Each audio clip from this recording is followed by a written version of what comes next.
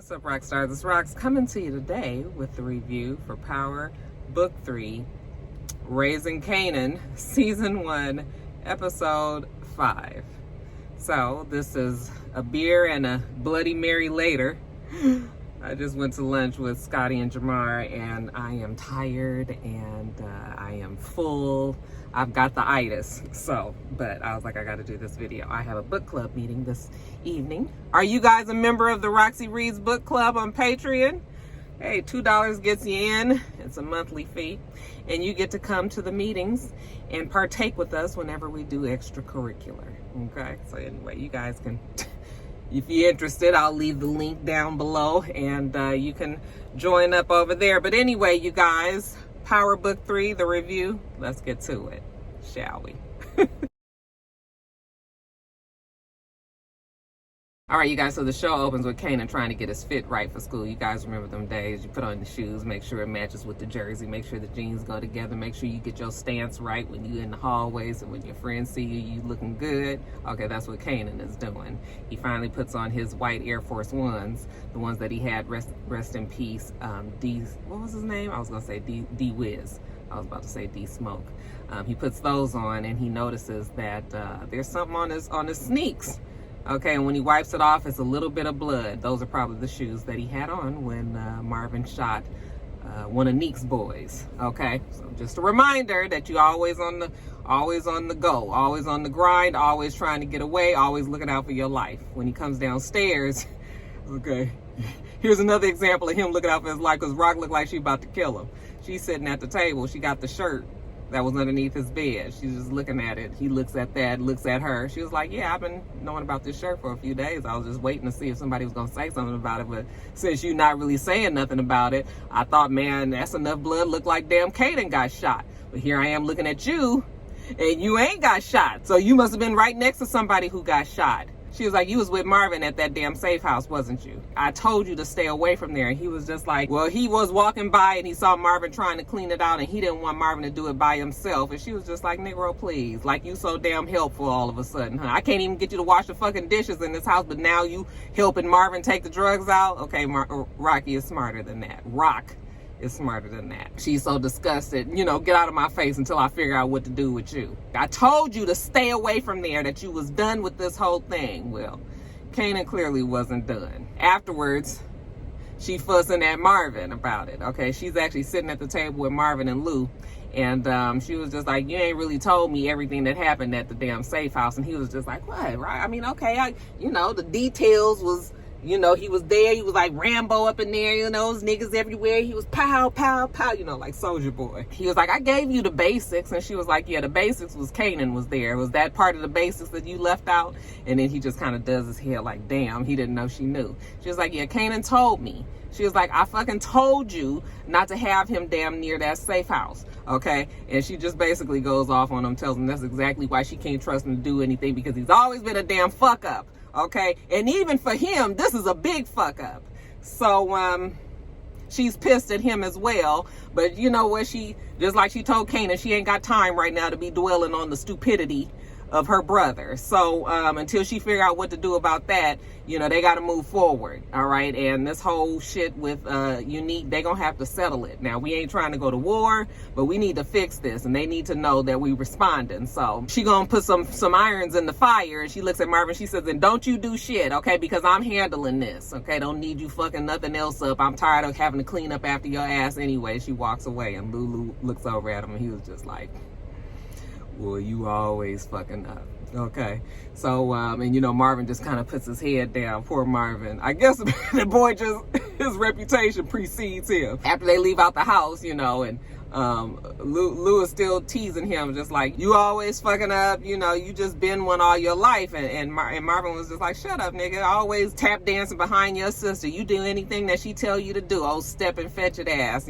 old fake ass Quincy Jones. And he stops and he turns around. He's like, yeah, I know about you going down there to Crown Camacho's studio. Okay, you trying to be up in there. You just know that he gonna probably fuck your girl. Lou turns around and he says, yeah, and just like how one of those New York Knicks fucked your baby mama, and then he turned her out to the whole NBA. He starts laughing, he walks away, and Marvin, okay, well, that's it. Now you done got disrespectful. So they start fighting. All right, so they fighting out there in the middle of the damn neighborhood on the sidewalk, and the police pull up. Okay, whoop, whoop. They stop, and they're like, don't make us get out this car. And when they finally sit there and don't do nothing else, you know, they drive off like, have a good day, fella. I was like, the damn police don't even stop fights no more. So, you know, when Marvin gets up and Lulu gets up, he tells him, Lulu tells Marvin, you know, you ain't never been shit. You know, you not shit. You ain't gonna be shit. When he walked away, Marvin was just like, yeah, go on and suck on your sister's titty. Okay, and he was just like, well, if I'm on the left one, you on the right. All I know is that Lulu is fine. Child, that sex scene between him and old girl at the end of the show, I was just like, nice. Anyway, Rock has Marvin over at the new apartment. They're there with the owner of the building, or the super. And, you know, they just looking out the window and everything. And the super is just like, yeah, you guys can't move in here. This is already somebody's apartment, you know. And, you know, how you just gonna do this and all that? Rock's not worried about it. Okay, this is the damn apartment that she has chosen. So the owner of the apartment comes in, and he was just like, what y'all doing in here? You know, this is my place, and y'all need to get out. And, you know, he going off on him. And Marvin was like, we moving in. That's what the fuck we doing here. And then Marvin beat his ass for good measure. I said, the man ain't even done nothing. Why y'all had to strong arm him like this? Okay. And Marvin beat his ass. Okay. And it looked like he was going to just continue until Rock was like, okay, Marvin, that's enough. Go get you some air. Okay. And so they all walk out. I think it's clear to the super whose apartment this is now.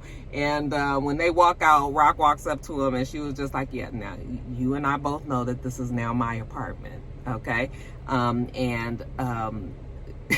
How you act from here on out is going to determine, you know, how your outcome of your future is going to be. So you can either go nicely, probably give you a few dollars for your time, or, you know, we can do it the other way. So now they got the man out. Now they got to clean out the place and you know, get it ready. So Marvin is talking to Rock, and he was just like, so how long is it going to be before you and Kanan move in here? She was like, you think me and Kanan moving in this place? No, I'm not moving in here. I'm moving a business in here.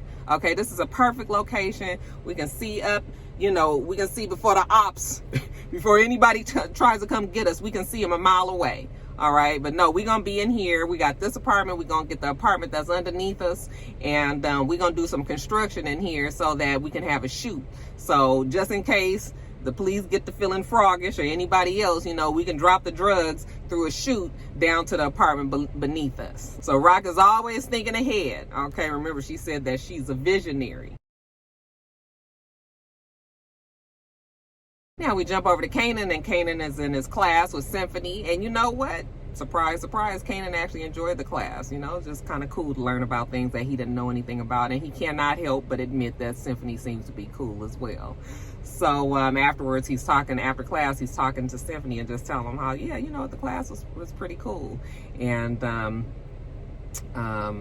you know, Symphony gets to talking to him again, throws him a little knowledge about a bridge that was built through the hood to keep the white people from having to go through the hood to get to the airport or wherever else they had to go. So they built this bridge to go over the hood. And that is the history of said bridge. And that's why Kanan likes him, you know, because Kanan says that Symphony was always teaching. And he appreciated him for that. So Symphony tells him, look, I'm not trying to be like, you know, your best friend or anything like that. I know, you know, me and your mom are seeing each other or whatever. And, but, you know, if you ever need to talk to me or anything, I'm here. He gives him his card. Kanan takes his card and he says, you really like my mom, don't you? And he was like, yeah, I do. Kanan was like, yeah, okay, that's cool. So now Kanan and Symphony have formed some little bond. So later on, Kanan is walking with his boy Fame and Jukebox, you know, and they talking, you know, a whole bunch of kid shit, you know, Fame putting 20 on 10 when it comes to the ladies and things that he can do. And, you know, Jukebox was like, you don't know nothing about women, okay? I know what women like. I know what I like, okay? And damn it, she's done it before. And, you know, Fame was like, what? You did it. How you gonna do it with somebody jukebox? I was gonna be your first. Okay, obviously Fame doesn't know what jukebox's certain proclivities are, even though Kanan does know. They both are surprised though when she says she's done it. Anyways, they're talking and she tells Kanan that she thinks that Davina might have been the one that gave up the safe house to Unique. And of course, you know, Kanan, you can't be talking about this girl Davina. He was like, no, she didn't do that. Okay. And she was like, yes, you did. She probably did. I mean, she knew where it was. You know, she was talking to Unique and all that. And Kanan is getting out. It wasn't her. It was Scrappy. Okay. Scrappy is the one that was babysitting him in the safe house. And she was just like, Scrappy? Scrappy is basically family. Okay, he's one of your mom's most loyal soldiers. You know, it wasn't Scrappy. And he was just like, what do you know about family? She's like, nigga, I know I'm your family. Okay, and pretty much I know a lot of stuff about things that you don't know and you don't even want to know. All right, so don't go there. And he was just like, you better watch your fucking mouth, jukebox. Okay, I know your secrets. So she was just like, you don't scare me. And I was just like, well, damn, Kanan, you gonna turn on your favorite cousin this way just because she said something? Your nose this wide open that you couldn't even put two and two together that all this time that Scrappy been in that damn house, why would he give up the damn safe house now? You think that it's a coincidence that they would find the house a couple of days after Davina had been there? I don't think so. But like I said, Kanan is young and he's green. So since he tried to threaten Jukebox, she was like, fuck you. All right. And she walks off, storms off. And Fame was just like, well, you know, what the fuck is going on? So, you know, Fame goes chasing after her. And she's like, I ain't got time. I don't have time for you or Kanan right now. And he was just like, no, that shit with Kanan gonna blow over. Don't even worry about it. Come on with me to the studio. Okay, I'm about to be in the booth. You know, you can come in there, jump on the booth, you know, show them your talents and everything. You know, maybe we can come up with something. And so she, you know, Jukebox has been trying to get in there, so she was just like, okay, fine, whatever. So when they get to the studio, you know, Jukebox is just sitting kind of as an observer while Fame is working over there in the booth, and Crown is working with his engineer, working on what, you know, he's doing. And then the engineer tells Crown, like, he tired of this, he tired of not getting paid, you know, he got bills, he got a wife, you know, she asked him about the money, like, he can't keep working like this, like, when he gonna get paid? And, you know, Crown was like, I told you, just wait till after the showcase. You know, I guess he thinking he gonna get some money after that. But Lou happens to be there as well, and Lulu was just like, yeah, you know, how much you need to make all this keep going on the way it's been going? And the guy was like, at least a couple of G's. So he throws him the money, and then he was like, and the people down the hall need to get paid too. Okay, and Crown was like, nigga, you need to worry about yourself.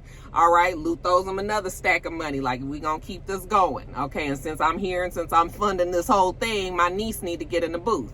Okay, going to get in the booth, Jukebox. And she was just like, wait a minute, I don't know. And he was like, don't worry about it. I done paid all this damn money. It's the least that they can do. Okay, going and get in the box. He's like, everybody used to pay to see Jukebox sing back in the day. They used to give her a quarter and she can sing anything you ask. All right, that's why we call her Jukebox. Little bit of history for y'all. So they let her get in the booth, and she's awesome. She's so awesome and so excited that she goes over her girlfriend's house, Nicole, and they're listening to it, and you know, they're just making out. So I was just like, y'all ain't got the door locked or nothing, child. They making out in the bedroom, listening to the music, having a good time. And the mom comes in there, you know, just opens the door and comes in, and she sees them kissing. The music is so loud that they don't even know she walked in. So it wasn't like when she walked in, they stopped immediately. Okay, no, they still kissing, and she's looking like, what is going on here? And then she was just like, what's happening here? And when they both jump up, you know, she was just like, I can't believe it. I let you come in my house, and this is how you are. And, you know, she starts calling her husband. He's like, what is going on? Jukebox is just standing over there like shocked. All right, now, you know, she liked the parents, and for them to find out this way, okay, this ain't really, and then you black too, child, that's 2 strikes against you already. So the mother was like, don't you ever come back over here again. If you come back over here again, I'm calling the police, you know. And Nicole is trying to stop her, like, Mom, please, no, you know. And Jukebox is scared, so she get her shit and she run out the door. And you know, when Nicole is trying to talk to her mom was like, don't you ever have that girl over this house again, ever again. All right.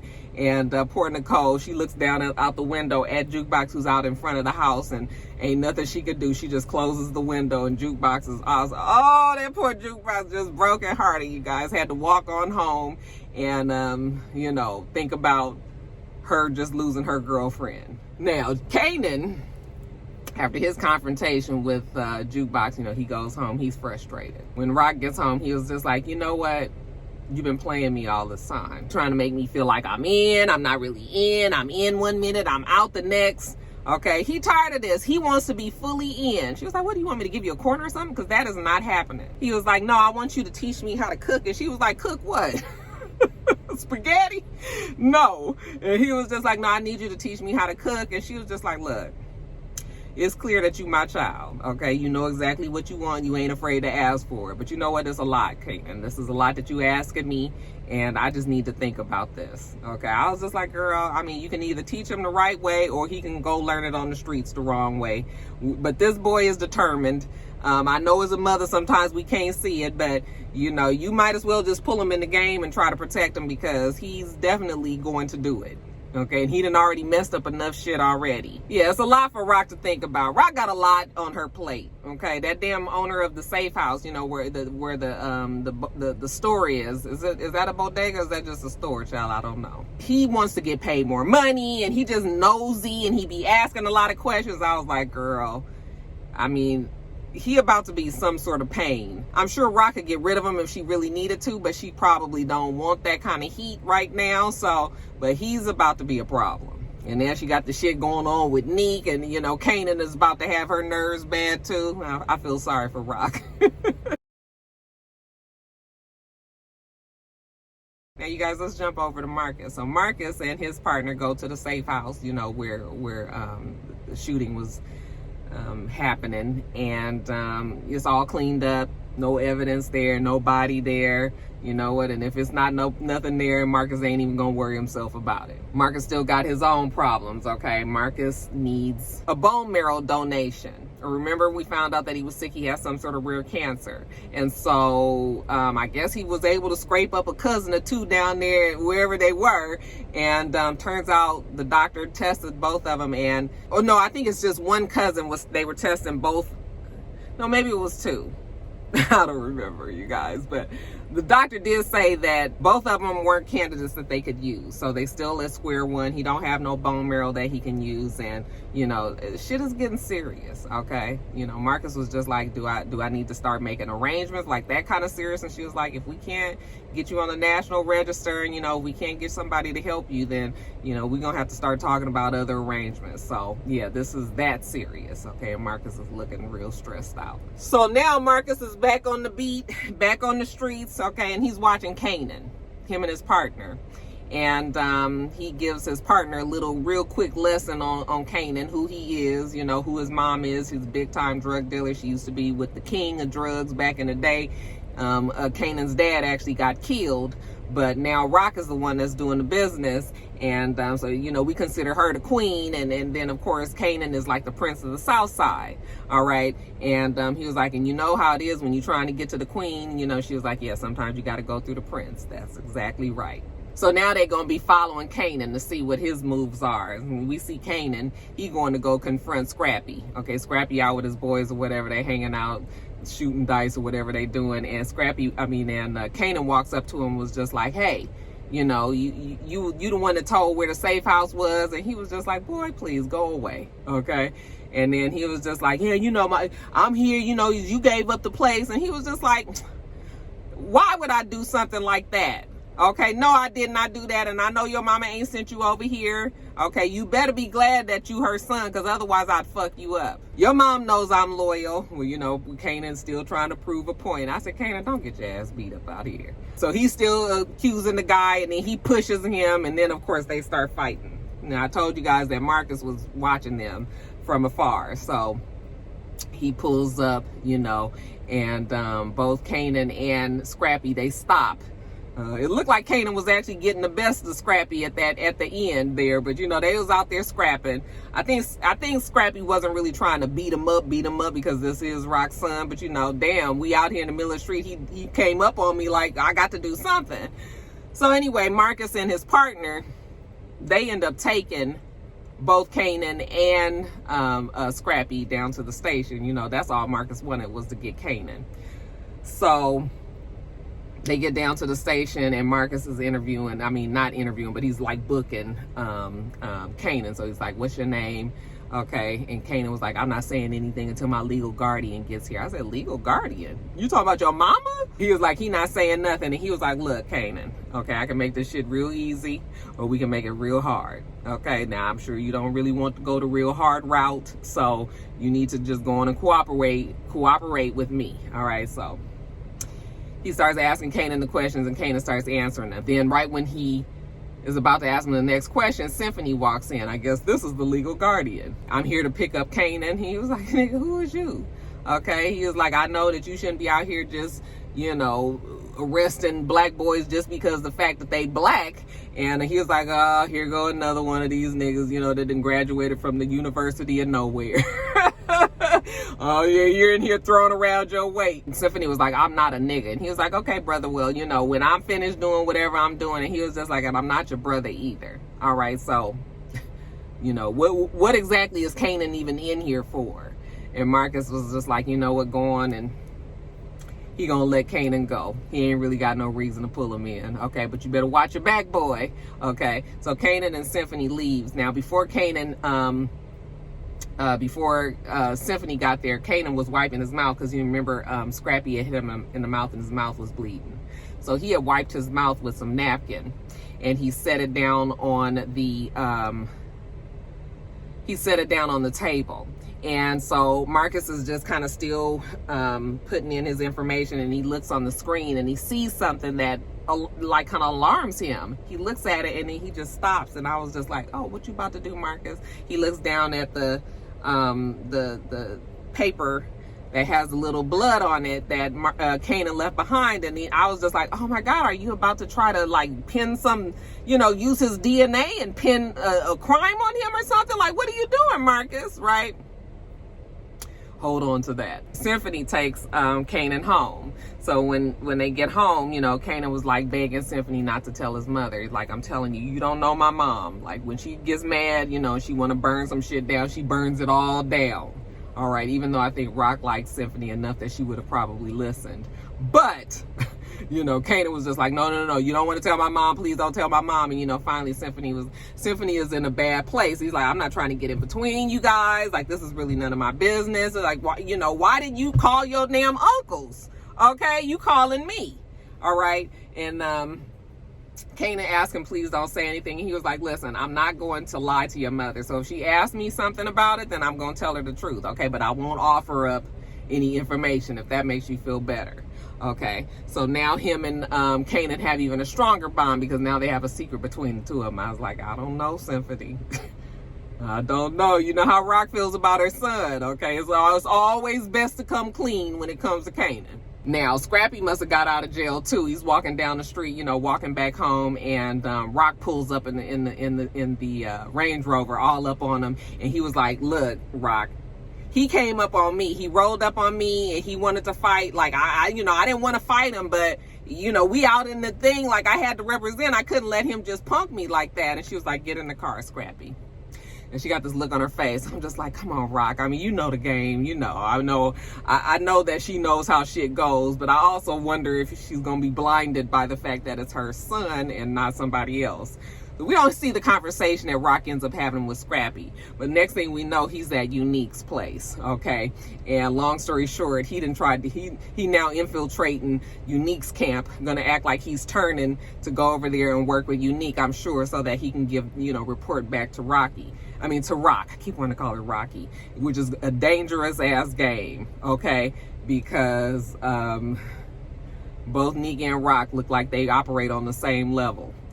And either way it went, I mean, I guess he was going to have to do it if she asked. So he didn't really have a choice. But he's over there, you know, acting like fuck Rock and fuck Kanan. And that nigga tried to fight with me and blah, blah, blah, blah. You know, Unique was like, yeah, I heard about the fight. So, yeah, he going to now be working over there for Unique. But he's a op, y'all. He's working for Rock.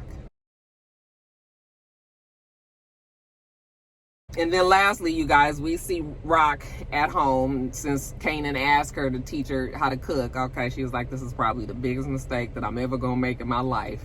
Okay, but you obviously want to know, like I said, she can't just leave it up to any old poop butt out there on the street to show him.